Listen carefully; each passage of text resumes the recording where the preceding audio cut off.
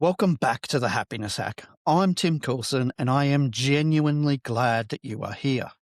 If you're new to this podcast, then welcome.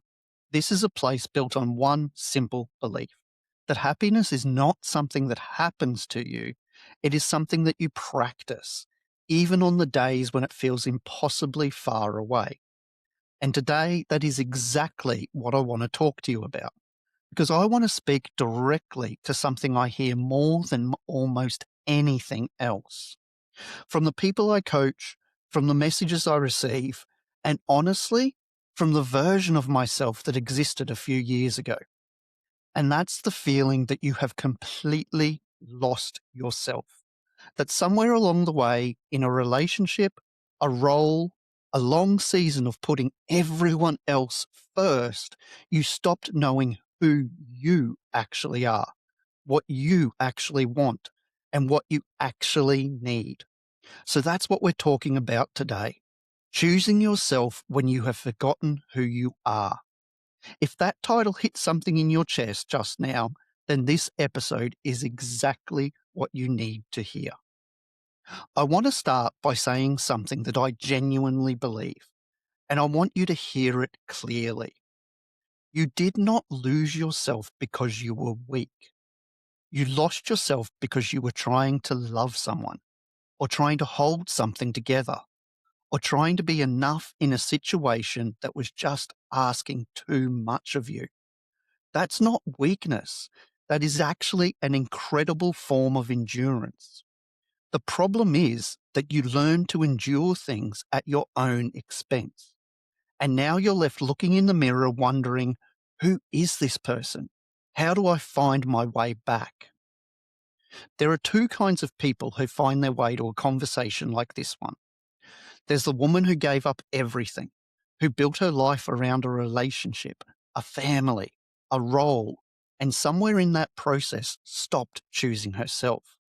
Maybe there was control involved. Maybe there was fear. Maybe it was simply the slow, quiet erosion that happens when you keep pouring out and no one is filling your cup back up. The second type of person is the man who built his identity around what he did and what he provided.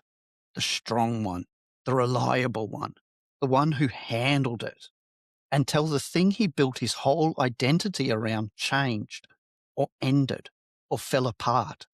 Now he wakes up every morning in a life he does not recognize. If you are either of those people, I want you to know that this is not the end of your story. This is actually the most important chapter of it, because this is where you get to decide, maybe for the first time, who you truly want to be. So, what is choosing yourself? Before we talk about how to choose yourself, I want to clear something up because I hear this a lot and it stops people before they even start. Choosing yourself is not selfish. It is not abandoning the people you love. It is not deciding that only you matter. What it actually is, choosing yourself is the decision to stop disappearing. It's the recognition that you cannot give what you do not have. And it's the quiet and courageous act of saying, hey, I matter too. Not instead of everyone else, but I matter too. For the woman who has been told directly or indirectly that her needs are an inconvenience, choosing yourself is a radical act of healing. For the man who is raised to believe that needing anything is a sign of weakness, choosing yourself might just be the bravest thing that you can do. The reason that this feels so uncomfortable for so many of us is that we learned very early, often back in our childhood, that love was conditional, that to be loved we had to be useful, strong, small, quiet, available. So we built our entire sense of self around being what other people needed. Psychologists call this an external locus of identity. It means your sense of who you are is built outside of you, on roles, relationships, and other people's approval. The problem with building your identity outside of yourself is that when those things change, and they always do, you have nothing left to stand on. Choosing yourself means beginning to build an internal foundation, a sense of who you are that does not collapse when someone leaves, a role ends, or life takes a sharp and unexpected turn. So, what is identity and self concept? Carl Rogers was one of the most respected psychologists of the 20th century, and he spoke about something he called the self concept. Now, in simple terms, your self concept is the story you hold about who you are. It includes what you believe about your own worth, your capabilities, and your place in the world. Now, what Rogers found, and this is important, is that when your self concept is built on conditions, when you feel worthy only if you are performing, producing, or pleasing, then you live in a state of constant threat. Because any moment those conditions change, your entire sense of self is at risk. But when you build your self concept on something unconditional, unconditional self regard, when you can hold yourself with compassion regardless of your circumstances, then you become genuinely resilient. Not the brittle kind of tough where you just grit your teeth and push through, but the real kind, the kind that can bend without breaking. Now, here is the thing about unconditional self regard: most of us never learned it. It wasn't modeled for us. Nobody sat down and said, "This is what you are worth simply because you exist," not because of what you achieve or who you please or how well you hold it together. So now we have to go and learn it. And the good news, the actual good news, is that it can be learned. You know, I love Martin Seligman, the founder of positive psychology, and he spent decades proving that our psychological patterns are not fixed. We can rewire them, we can build new ones, but it takes deliberate, consistent, compassionate practice. And this is the part where we really need to learn. So, if you are a woman in this episode, I want to speak directly to you for a moment because I know you're tired. I know that the self doubt is loud. And I know there are days where you look back at the years you gave and wonder if any of it was real and whether there is anything left of you that is worth rebuilding. There is. There absolutely is so much left of you. But we also need to gently challenge something. Because one of the most common things I hear from women who have been through what you have been through, I do not know who I am anymore. I gave so much of myself that I don't know what I actually like, what I actually want, or what I actually believe. So here is what I want you to know about that. The version of you that existed before the relationship, during the relationship, before that erosion, before that criticism and the control and the quiet, that version did not die. They went underground. She's still there and she is still waiting. So choosing yourself begins with curiosity rather than pressure. It begins with asking small questions rather than demanding big answers.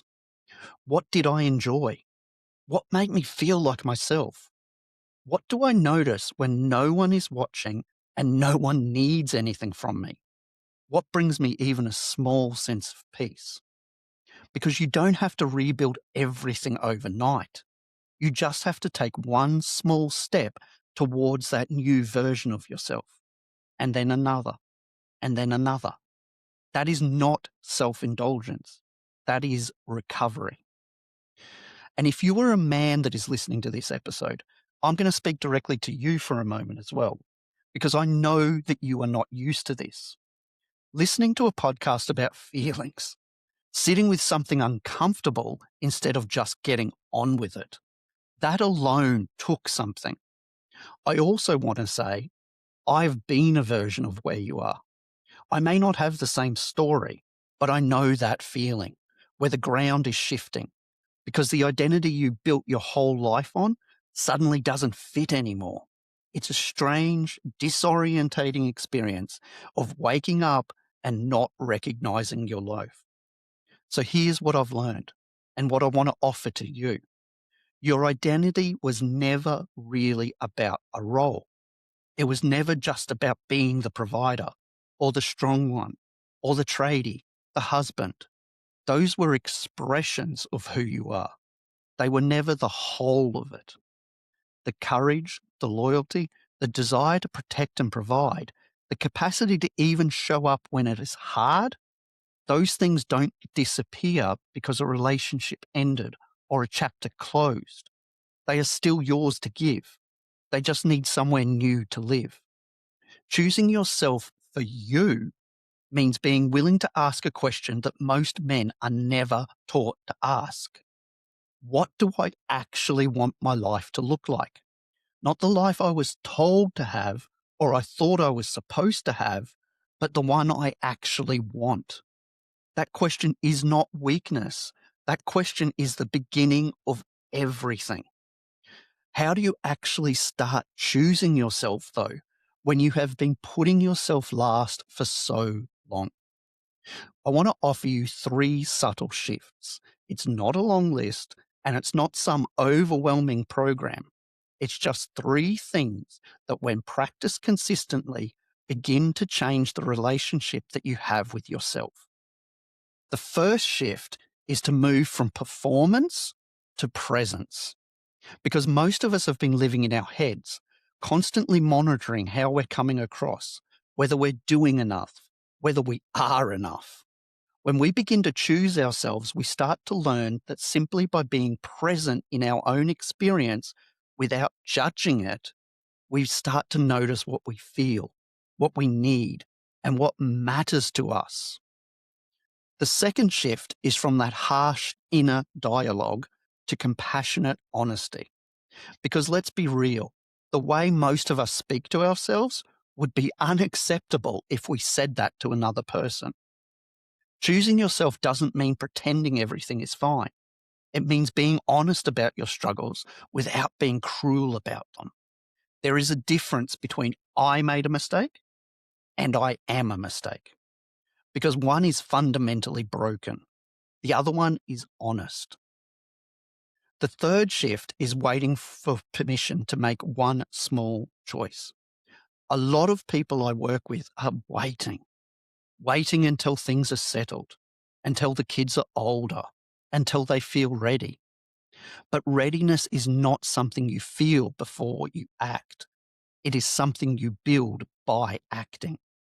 Every small choice you make for yourself is building evidence that your own needs matter. And that evidence stacks up slowly, quietly, powerfully. Readiness is not a state. Readiness is a decision. So here's your happiness hack for this episode. Tonight, before you go to sleep, I want you to ask yourself 3 simple questions. You don't need to write them down, but you can if you want. I just want you to sit with them quietly. So the first question is, what is one thing I did today that was actually for me? Not for anyone else, not because I had to, but just for me. The second question is, what is one thing I noticed today that reminded me of who I actually am beneath those roles and responsibilities? And the third question, the most important question, what is one small way that I could choose myself tomorrow? Now, if you can't answer all 3 tonight, that is completely fine. Just start with one. Even one is enough. Because here's what I know, both from my research and from lived experience. You don't rebuild yourself all at once. You rebuild yourself one small intentional choice at a time, one moment of presence, one act of self-compassion, one quiet decision to stop disappearing. Nothing is wasted and everything stacks. Thank you for spending this time with me today, genuinely. I know that listening to something like this takes a particular kind of courage. The courage to sit with yourself, even for 15 minutes, and consider the possibility that you deserve more than what you have been giving yourself.